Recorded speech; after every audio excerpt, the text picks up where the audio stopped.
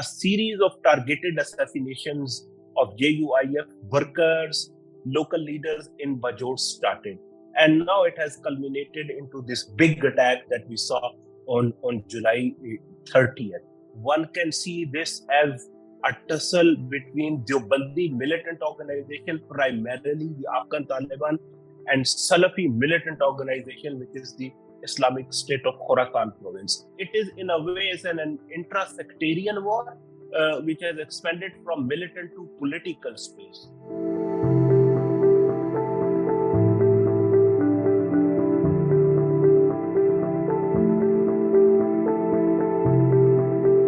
Now, since a right-wing political party has been targeted, this has generated shock in the public domain that how come a party which is right-aligned, ultra-conservative party and is considered as the ideological mentor of the Afghan Taliban has found itself at the receiving end of militants' target. So the attack was a suicide attack.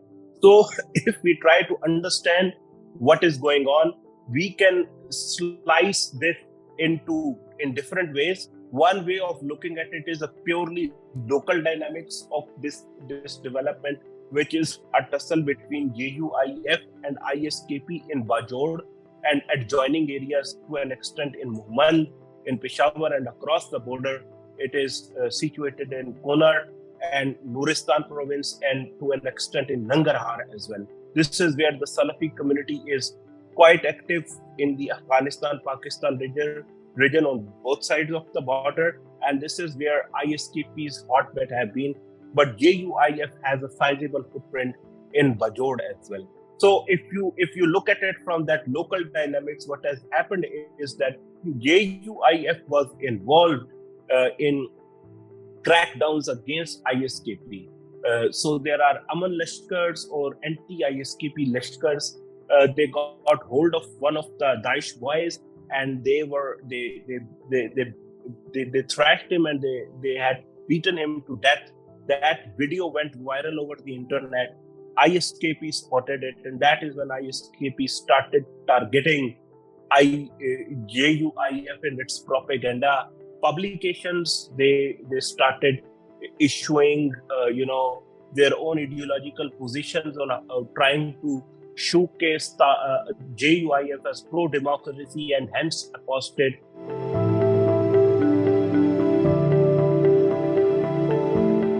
They also vowed to take revenge of the operations of which JUIF was part. Local chapters of JUIF in Bajor were part, and revenge for killing their operatives or beating that boy to death. And since then, a series of targeted assassinations of JUIF workers, local leaders in Bajor started. And now it has culminated into this big attack that we saw on July 30th. So I think this is the local dynamics, and at the more broader level, one can see this as a tussle between Deobandi militant organization, primarily the Afghan Taliban, and Salafi militant organization, which is the Islamic State of Khorasan province.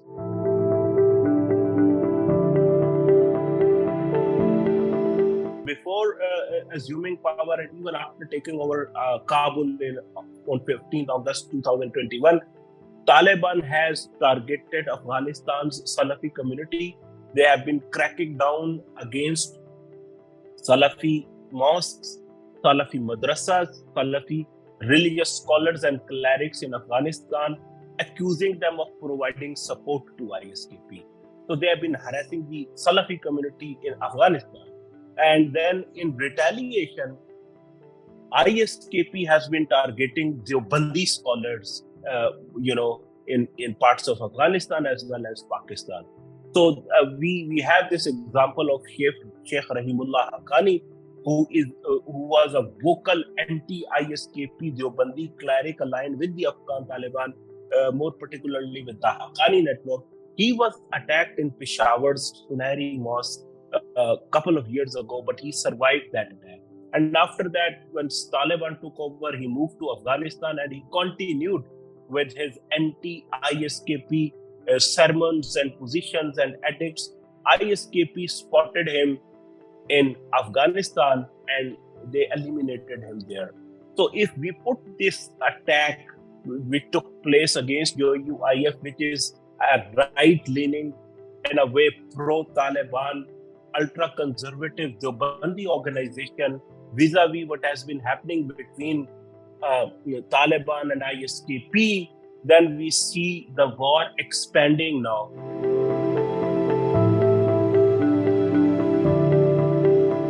This trend starts in 2006, 2007. The first killing of a prominent religious leader of Maulana Hassan Jan in Peshawar, who was assassinated by militants for his position against suicide bombing. And then we saw Maulana Sarfaraz Naimi. He was assassinated in Lahore for having anti-TTP and anti-suicide bombing positions. Maulana Ghafoor Haidari was attacked in 2017 in Balochistan by ISKP. And there are several other examples, such as Maulana Nur Muhammad was attacked outside his mosque in South Waziristan. And there are numerous other examples as well. So it's not a new trend, but it is a worrying trend in a sense that ISKP is not only shown the capability of carrying out high-profile attacks in Pakistan, but it has focused on religio-political parties.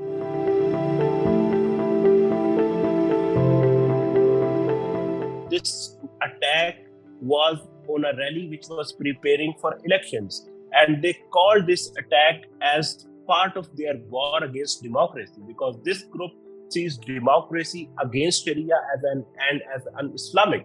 So they said this is part of their war against democracy, and that is alarming and meaningful in a way that it coincides with the start of the election season in Pakistan. So if ISKP has shown this capability, and with that capability they are calling it as their war against democracy, it is alarming, because then we can foresee ISKP preparing itself for more attacks against election rallies, not only of religious political parties, but also against other parties in Pakistan as well, because for them democracy is against Islam, and hence these rallies which promote democracy should be targeted. The last point in this regard is, after issuing a responsibility claim, they have come out with a 92-page booklet as well, where they have in a detailed way dissected jui-f's evolution as a political party. They have shown how jui-f was endorsed drone attacks. They said how jui-f was strengthening Musharraf's rule, how they were supporting counter-terrorism operations, democracy, so on and so forth. And they said that this is not just jui-f, but the other religious political parties are also at their target list. So if you put all this together, it means that this attack was long in the making. It was not a random attack. It was a well thought out attack, and they were harboring these ambitions or grudges against jui-f, which have culminated in that attack. So I think ahead of election season, we are looking at a very volatile security situation where major threat groups, whether it is TTP, Jamaatul Ahrar, ISKP or BLA, they have shown capabilities of carrying out high-profile attacks, and that increases the risk of having a volatile security situation during an election season. Thank you for watching the full video. If you want to see more of such meaningful content, show your support by hitting the subscribe button.